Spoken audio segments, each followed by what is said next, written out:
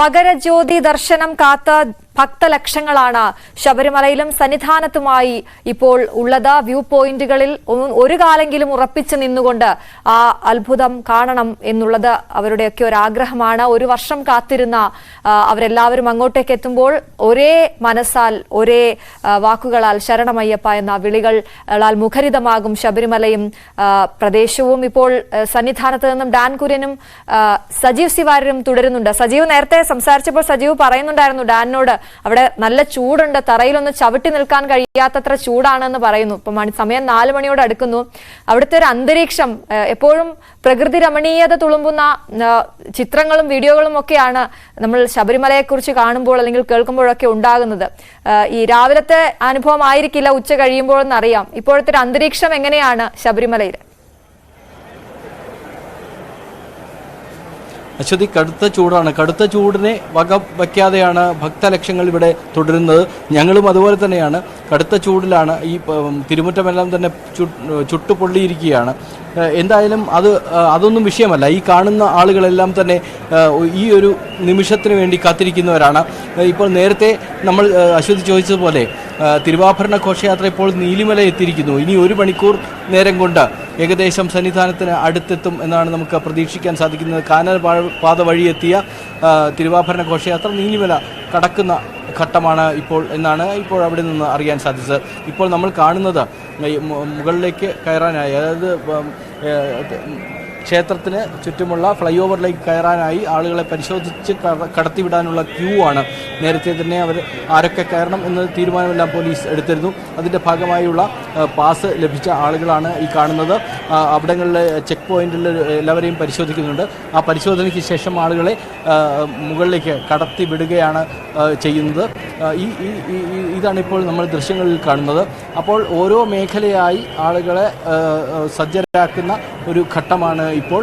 പരിശോധനകൾ, അതുപോലെ സുരക്ഷ, ഇതെല്ലാം തന്നെ പ്രധാനമാണ്.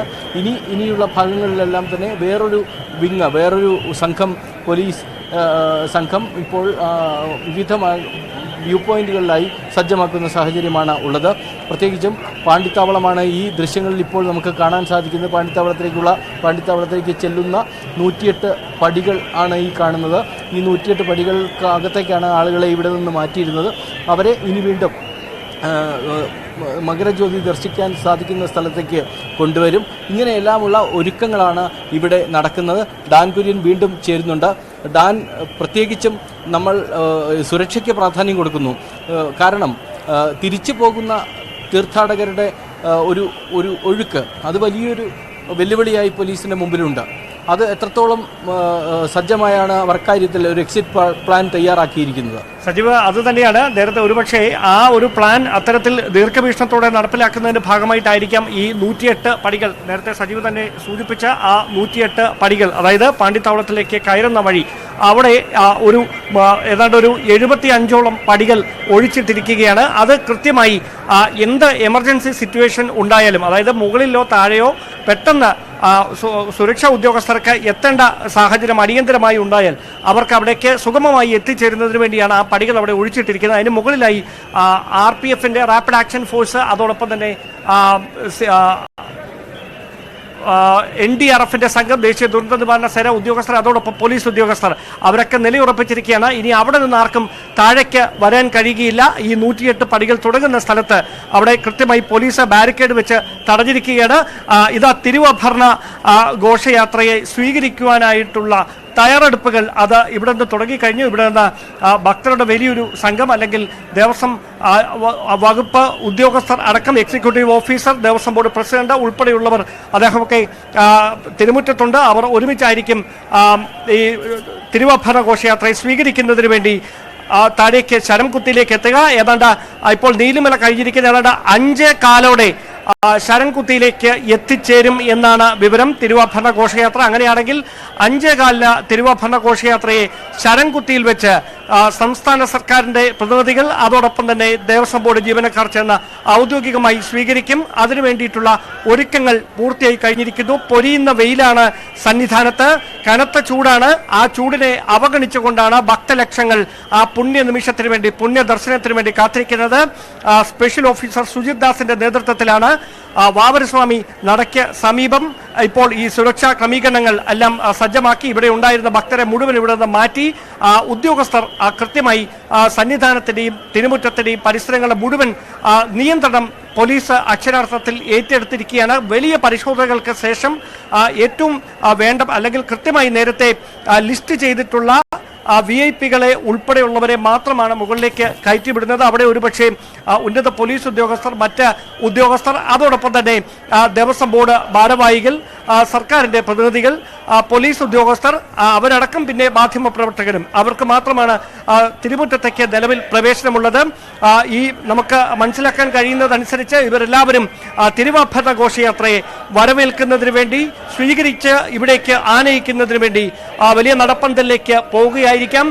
തീർച്ചയായിട്ടും വലിയ പാരമ്പര്യമുണ്ട് ശബരിമലയിലെ ഈ ആചാരങ്ങൾക്ക്, അനുഷ്ഠാനങ്ങൾക്ക്. അതുകൊണ്ട് തന്നെ അത് മുറ തെറ്റാതെ അത് നടപ്പിലാക്കുക എന്നൊരു വലിയ ദൗത്യം കൂടിയുണ്ട്. അതുകൊണ്ട് തന്നെയാണ് ഈ വലിയ തരത്തിലുള്ള സുരക്ഷാ പ്രശ്നങ്ങളൊക്കെ നിലനിൽക്കുമ്പോഴും അതിനിടയിലും കൊടും വനത്തിനുള്ളിലൂടെ ഈ തിരുവാഭരണ ഘോഷയാത്ര ഇവിടേക്ക് 3 ദിവസത്തെ യാത്രക്കൊടുവിൽ കാൽനടയായി എത്തുക എന്ന് പറയുമ്പോൾ അത് വലിയൊരു ചരിത്രത്തിന്റെ, ഐതിഹ്യത്തിന്റെയൊക്കെ ഭാഗമാണ്. പിതൃസന്നിധിയിലേക്ക് അത് എത്തിച്ചേരുന്ന, അല്ലെങ്കിൽ അയ്യപ്പന്റെ തിരുനടയിലേക്ക് തിരുവാഭരണ ഘോഷയാത്ര എത്തിച്ചേർന്ന് സർവാഭരണ വിഭൂഷിതരായി അയ്യപ്പനെ പൂജ ചെയ്യുന്ന, ആരാധന നടത്തുന്ന ചടങ്ങുകൾ അത് 6:30 ആരംഭിക്കും. അതിന് ശേഷമായിരിക്കും 6:40 ഭക്തസഹസ്രങ്ങൾ ആകാംക്ഷയോടെ കാത്തിരിക്കുന്ന ആ പുണ്യനിമിഷം പിറക്കുക.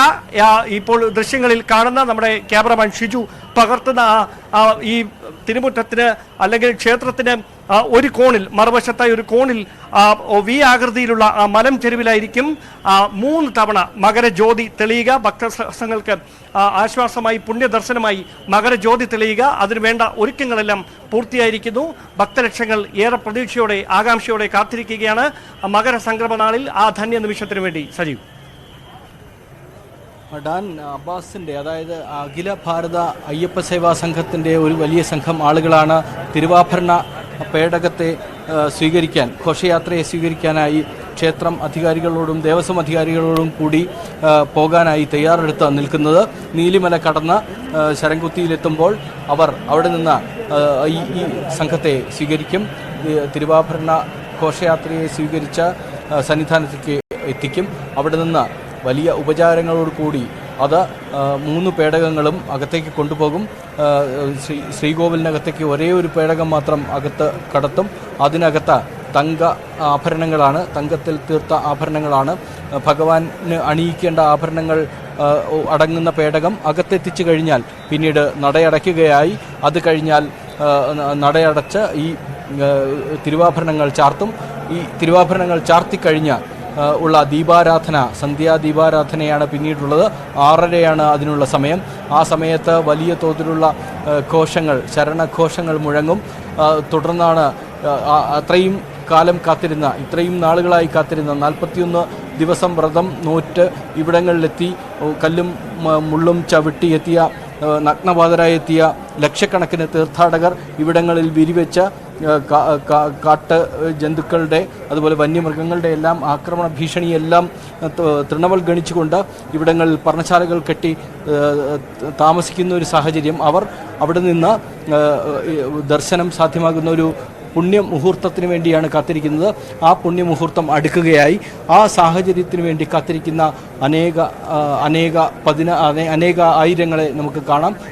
അവർക്ക് വേണ്ടി സുരക്ഷയൊരുക്കുന്ന പോലീസ് സംഘത്തെയാണ് നമ്മൾ ഇപ്പോൾ കണ്ടുകൊണ്ടിരിക്കുന്നത്. ഡാൻ, ഈ സുരക്ഷയ്ക്ക് നമുക്കുള്ളത് 2500 പോലീസ് അംഗങ്ങളാണ്.